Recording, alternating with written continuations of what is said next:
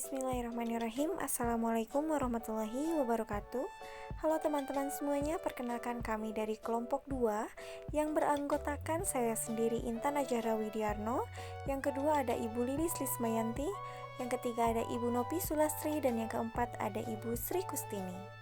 Di video kali ini kami akan mempresentasikan tentang kepala sekolah sebagai administrator untuk memenuhi tugas mata kuliah yaitu administrasi dan juga kelembagaan PAUD dengan dosen pengampu Bunda Adisti Asmodilasti MPD. Adapun materi yang akan kami bahas dalam presentasi kami kali ini, yang pertama yaitu ada pengertian administrasi, yang kedua ada fungsi dari kepala sekolah, yang ketiga ada kualifikasi dan kompetensi kepala sekolah, dan yang terakhir yaitu ada kepala sekolah sebagai administrator.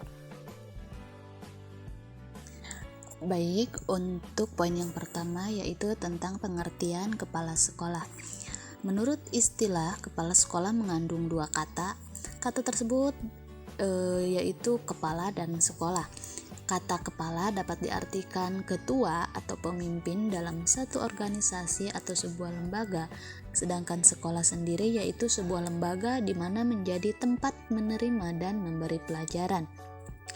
Maka secara sederhana, kepala sekolah dapat didefinisikan sebagai seorang tenaga fungsional guru yang diberikan tugas untuk memimpin suatu sekolah di mana diselenggarakan proses belajar mengajar atau tempat di mana terjadi interaksi antara guru yang memberi pelajaran dan murid yang menerima pelajaran.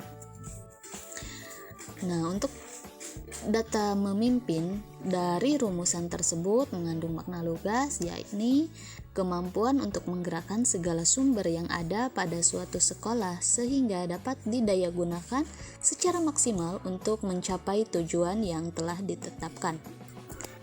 Dalam praktek organisasi sendiri, kata memimpin mengandung konotasi menggerakkan, mengarahkan, membimbing, melindungi, membina, memberi teladan, memberi dorongan, memberi bantuan, dan lain sebagainya.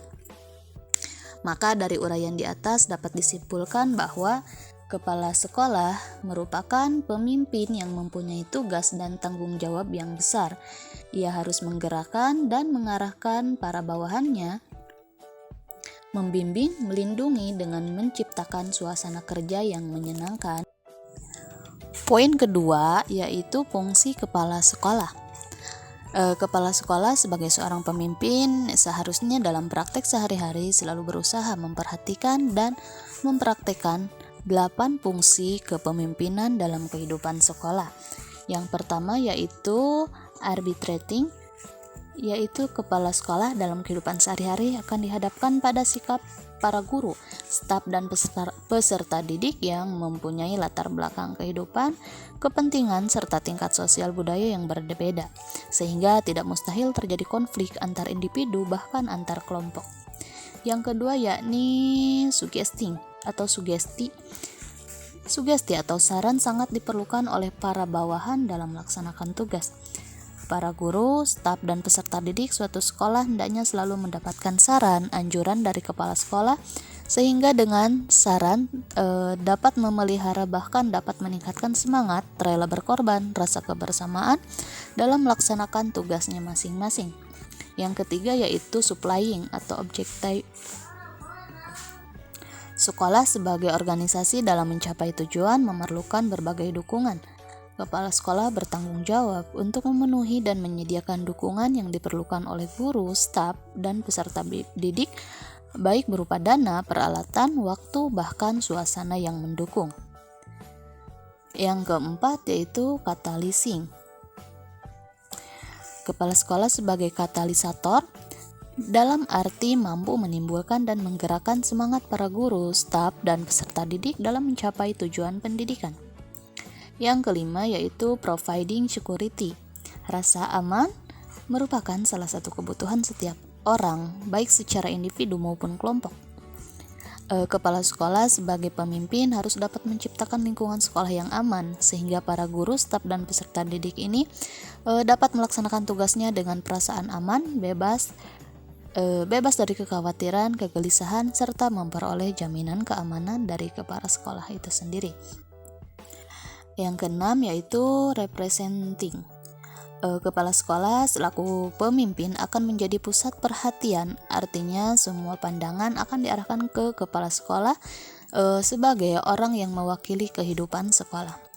Serta yang ketujuh ada inspiring, yakni kepala sekolah pada hakikatnya adalah sumber semangat, yakni kepala sekolah harus selalu membangkitkan semangat, percaya diri terhadap para guru, staf, dan peserta didik, sehingga mereka menerima dan memahami tujuan sekolah secara antusias, bekerja secara bertanggung jawab ke arah tercapainya tujuan sekolah. Serta yang keenam yaitu pricing.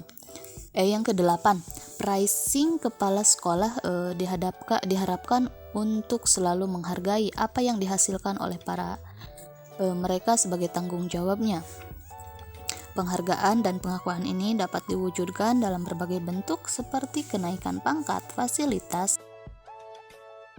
Yang ketiga ada standar kualifikasi dan kompetensi kepala sekolah yang telah diatur dalam Peraturan Menteri Pendidikan Nasional Nomor 13 Tahun 2007 bahwa kualifikasi untuk kepala sekolah terdiri dari kualifikasi umum dan khusus. Untuk kualifikasi umum kepala sekolah diantaranya 1. Memiliki kualifikasi akademik S1 atau D4. Yang kedua, diangkat sebagai kepala sekolah berusia maksimal 56 tahun. Yang ketiga, memiliki pengalaman mengajar minimal 5 tahun.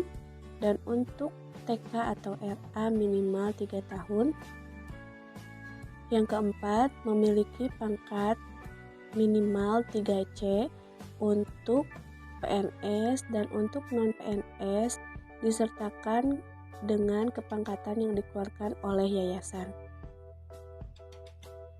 Kualifikasi khusus kepala sekolah diantaranya 1. Berstatus sebagai guru TK atau RA. Yang kedua, memiliki sertifikat pendidikan sebagai guru.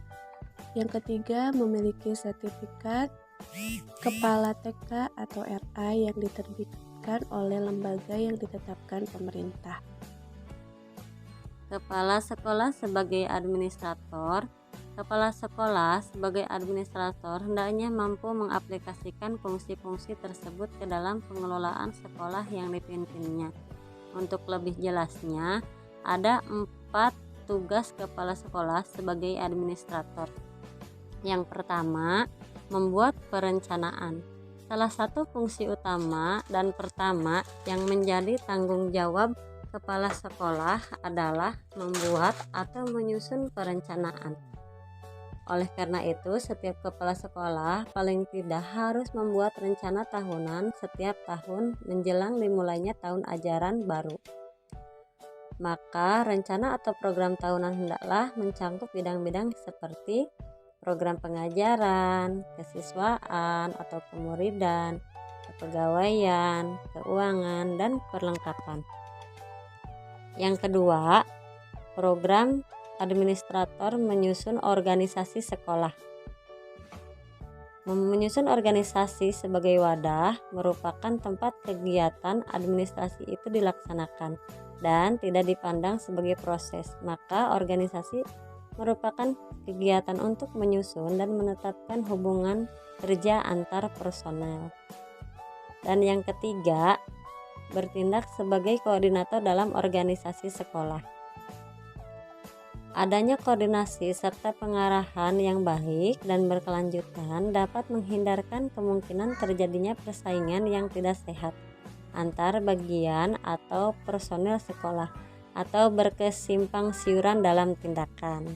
Dan yang terakhir, nomor 4, melaksanakan pengelolaan kepegawaian. Kepala sekolah memiliki kewenangan penuh dalam mengelola kepegawaian yang mencangkup penerimaan dan penempatan pegawai, pengangkatan pegawai, dan mempromosikannya. Dalam melaksanakan wewenangnya, kepala sekolah hendaknya bekerja sama dengan para stafnya, misalnya bagian tata usaha dan wakil kepala sekolah. Kepala sekolah hendaknya memperhatikan kesejahteraan pegawai dan menyediakan fasilitas yang dibutuhkan agar dapat menjalankan tugasnya dengan baik. Sekian presentasi yang dapat kami sampaikan pada kesempatan kali ini. Terima kasih, mohon maaf jika banyak kekurangan dan kesalahan. Wassalamualaikum warahmatullahi wabarakatuh.